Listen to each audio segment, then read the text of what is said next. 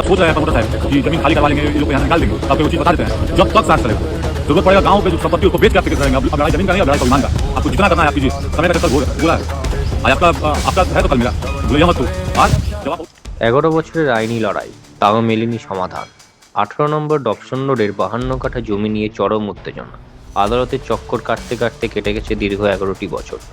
Lower court থেকে শুরু করে হাইকোর্ট আইনি লড়াইয়ের সব ধাপ পার হওয়া সত্ত্বেও এখনও অমীমাংসিত পড়ে রয়েছে 18 নম্বর ডবসন রোডের অত্যন্ত মূল্যবান 52 কাঠা জমি। একদিকে আদালতের কড়া নির্দেশ, অন্যদিকে দুই পক্ষের চরম সংঘাত। সব মিলিয়ে পরিস্থিতি এখন অগ্নিগর্ভ। ঘটনার গভীরে গেলে দেখা যাচ্ছে দুই পক্ষের সম্পূর্ণ ভিন্ন এবং বিস্ফোরক দাবি, পাল্টা দাবি। হাইকোর্টের নির্দেশ উড়িয়ে চলছে অবৈধ পার্কিং। যতীন পারেকের বক্তব্য, দীর্ঘ 11 বছর আগে তিনি সমস্ত নিয়ম মেনে এই জমিটি কিনেছিলেন, কিন্তু বর্তমানে সেখানে অবৈধভাবে কবজা বা দখল করে বসে রয়েছে রায় পরিবার। শুধু তাই নয়, ওই জমিতে রমরমিয়ে চলছে বেআইনি পার্কিং। এই অবৈধ পার্কিংয়ের বিরুদ্ধে হাইকোর্ট ইতিমধ্যে স্পষ্ট অর্ডার জারি করেছে যে ওখানে কোনো বেআইনি পার্কিং চলবে না। একই সাথে রায় পরিবারের আইনজীবীকে এই বিষয়ে একটি লিখিত হলফনামা জমা দেওয়ার নির্দেশ দেওয়া হয়েছে। যতীনবাবুর অভিযোগ, হাইকোর্টের এত বড় নির্দেশ থাকা সত্ত্বেও যখনই তারা জমিতে যাচ্ছেন, রায় পরিবারের ছেলেরা এসে ঝামেলা পাকাচ্ছে এবং আদালতের রায়কে বুড়ো আঙুল দেখাচ্ছে। রায় পরিবারের পাল্টা দাবি, এটা আমাদের ঠেকার জমি, শেষ রক্তবিন্দু পর্যন্ত লড়ুক। অন্যদিকে রায় পরিবারের বক্তব্য সম্পূর্ণ উল্টো। তাদের দাবি তারা বহু বছর ধরে এই জমিতে বসবাস করছে। এখন হঠাৎ করে জিতেন পারেক ক্ষমতার জোরে তাদের এখান থেকে জোরপূর্বক উচ্ছেদ করার চেষ্টা চলছেন। জমির মালিকানা নিয়ে প্রশ্ন করা হলে রায় পরিবারের পক্ষ থেকে সাফ জানিয়ে দেওয়া হয়, এটা আমাদের ঠেকার জমি, ভিটে মাটি। তাদের অভিযোগ, জিতেন পারেকের লোকেরাই এসে উল্টে তাদের সাথে অশান্তি করছে। রায় পরিবারের স্পষ্ট হুঁশিয়ারি, যতদিন দেহে প্রাণ আছে ততদিন এই লড়াই চলবে, জমি আমরা ছাড়ব না। একদিকে আদালতের শিলমোহর দেওয়া কাগজ আর আইনি বর্ডার, অন্যদিকে দীর্ঘদিন ধরে টিকে থাকা অধিকারের লড়াই। অভিযোগ আর পাল্টা অভিযোগের বেড়াজালে আটকে অবরুদ্ধ হয়ে পড়ে রয়েছে 52 কাঠার এই বিশাল সম্পত্তি। হাইকোর্টের নির্দেশ অমান্য করে চলা এই দখলদারি ও বিরোধের অবসান কবে হবে? আইনি নাকি আবেগ শেষ পর্যন্ত জয় হবে কার, সেটাই দেখার। कोर्ट ये राय दिया है कि 2015 में, इससे पहले आपको सुनना पड़ेगा कि 2015 में जब यहाँ पर बहुत सारी गाड़ियाँ लगती थी, हम लोगों ने बार बार ऑब्जेक्शन किया, उन लोगों को कागज़ दिखाया, भाई ये हमारी ओनरशिप है, हमारा म्यूटेशन है, बराबर टैक्स पेमेंट कर रहे हैं, सब कुछ है। वो लोग एक बहुत पुराना कागज़ दिखाते हैं, तो हम लोग उनको बोले कि ये जो कागज़ है वो कब का कट चुका है डिपार्टमेंट से। डिपार्टमेंट ने हियरिंग करके, जिसमें खुद सुधा राय भी गई थी, हियरिंग करके उसको ड्रॉप कर दिया कि कोई यहाँ पर ठेका टेनेंट नहीं है। हम लोगों के पास पूरा कागज है जिसमें लिखा हुआ है कि कोई ठेका टेनेंट नहीं है। उसके बाद में हम लोगों ने गाड़ी बंद करने के लिए जब बार बार इनको बोला, बार बार थाने में हम लोगों ने किया, तो उसके बाद भी जब नहीं माने तो हम लोगों ने एक कोर्ट से ऑर्डर लिया। कोर्ट में ऑर्डर दे दिया भी कोई भी गाड़ी यहाँ बाहर का नहीं लगेगा। लेकिन उसके बाद भी लोग नहीं माना। जब नहीं माना तो हम लोगों ने फिर कोर्ट को बोला कि आपके ऑर्डर के बाद भी नहीं मान रहा, तो अल्टीमेटली कोर्ट ने एक गोलाबाड़ी थाने को स्पेसिफिक डायरेक्शन दिया कि आप जाके देखिए कि हमारा ऑर्डर जो है वो मानना चाहिए, कोई भी गाड़ी वहां पर नहीं लगेगा। उसके बाद भी 8-10 साल हो गया, बार बार हम लोग चेष्टा कर रहे हैं, बार बार ये लोग FIR कर रहे हैं, सब कुछ कर रहे हैं, लेकिन हुआ कुछ नहीं। तो लास्ट में हम लोगों ने हाईकोर्ट से एक ऑर्डर निकाला। हाईकोर्ट ने ऑर्डर दिया कि पुलिस का पिकेट 6 आदमी का बैठा के, और ये तो हफ्ते का 2 लाख रुपया करके 2 हफ्ता तक हम लोग पेमेंट किया। सब गाड़ियां वहां से बाहर हो गई, सब कुछ हो गया, लग गया। 4 दिन बाद फिर गाड़ी लगना शुरू हो गया। वो जब गाड़ी लगना शुरू हो गया, उसके बाद भी हम लोगों ने FIR करते रहे बराबर।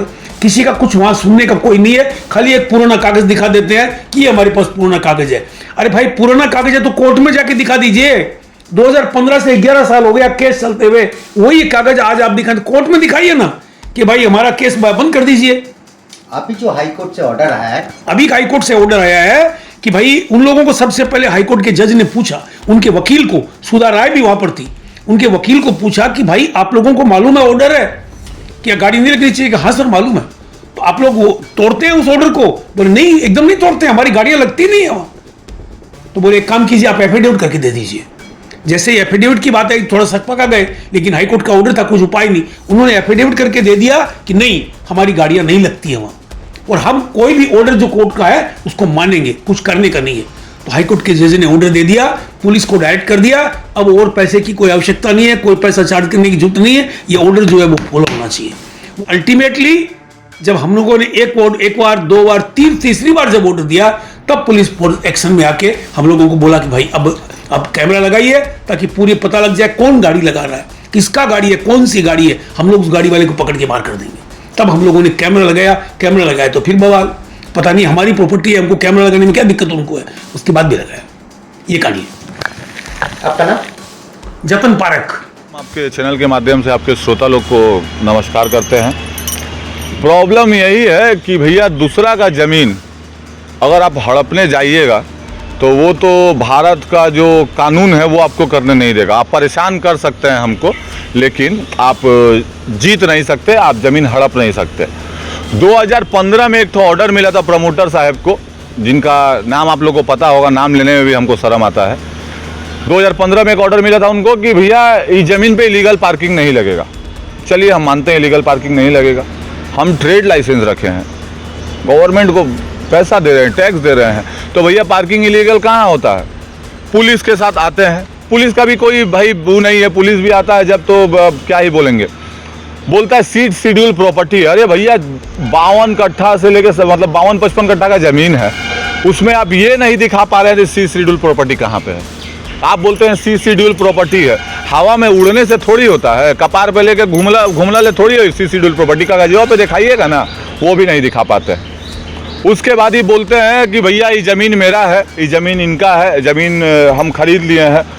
2003 में आपको कागज़ हम दिखाते हैं, 2003 में ठेका से नॉन ठेका करवाए थे ज़मीन को, ठेका का ज़मीन है। आज ही बोल रहे हैं कि ये ठेका का नहीं है, ये मेरा हम खरीद लिए हैं। इसको किससे खरीदे? भगवान से। ये जो 52 कट्ठा जगह है, हाँ, ये आपका है ना कि प्रमोटर? हम लोग का है। ऊंचा गला में इसीलिए बोल पा रहे हैं, इसीलिए जी जमीन पे खड़े हैं, हम लोग का है। पूरा 52 कट्ठा? पूरा 52 कट्ठा मेरा नहीं है, 52 कट्ठा में हम हैं, मेरे चाचा लोग हैं, मेरा रिलेटिव लोग है। आप उधर जितना घर दिखाई दे रहा है, लोहा सिंह है, उधर वरुण कुमार सिंह है, उधर ब्रिजकिशोर सिंह है, रामाशंकर सिंह है, जिनके बाप राम गुलाम सिंह है। ठीक है, ये देखिए एक चीज़ आपको दिखाते हैं। हम लोग कितना लोग? हम लोग यहाँ पर टोटल आप समझ लीजिए, हम हैं राम गोविंद शिव गोविंद ट्रांसपोर्ट एजेंसी, उसके बाद प्रदीप राय का पूरा फैमिली है, मतलब यहाँ पर 3 से 4 ओनर है यहाँ। हाँ जी, आपको आप ही लोग को मिला के 4-5 ओनर? जी जी जी जी जी जी। प्रमोटर दावी कर रहा है कि उसका है, मतलब जमीन पूरा ही उससे ही का। हावड़ा ब्रिज मेरा है, हम दावी करते हैं। अब दिखाइए ना, कागज दिखाइएगा ना, ऑफिस में बैठ के बनाने वाला कागज नहीं, कागज दिखाइएगा। देखिए आपको चीज़ आपको दिखाते हैं। 2003 में ठेका से नॉन ठेका करवाए थे, जब हम ठेका को RTI मारे हैं कि भैया हमको वो कागज़ दीजिए जो 2003 में ठेका से नॉन ठेका हुआ है, तो देखिए क्या लिख के भेज रहा है ठेका हमको। दिस इज टू, इंग्लिश आता होगा शायद उनको, ठीक से सुनिएगा Pareek ji. This is to inform her that the desire copy of the petition date 28/11/2003 as pointed out in here application dated 3/2/2023 submitted to this in under RTI act 2025 it is not readily traceable in our office. ये देखिए ठेका RTI मारे हैं, ठेका office हमको दिया है कि भैया हमारे पास वो कागज नहीं है जो 2003 में ठेका से नॉन ठेका हुआ है, वो कागज मेरे पास नहीं है। और क्या क्या दिखाएं आपको? LR पर्चा में दिखाए थे, आप ही मेरे इसके पहले भी इंटरव्यू ले लिए थे। LR पर्चा में भी हम ही लोग का नाम था, उसमें स्पेसिफिकेशन में लिखा हुआ है कि ये जमीन मोटर गैरेज है, तो मोटर गैरेज में हम सोना का बिजनेस करेंगे।